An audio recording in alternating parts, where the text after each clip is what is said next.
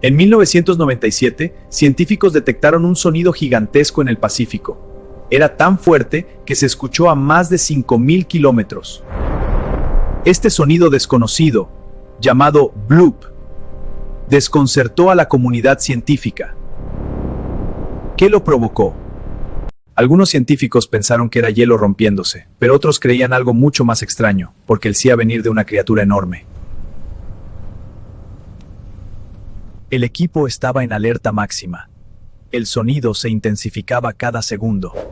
¿Era una ballena o algo que nunca antes se había registrado? Y hasta hoy, muchas personas creen que nunca dijeron toda la verdad.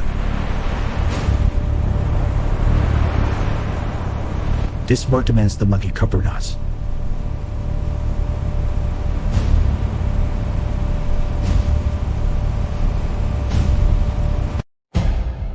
Esta historia terminó, pero la tuya podría comenzar.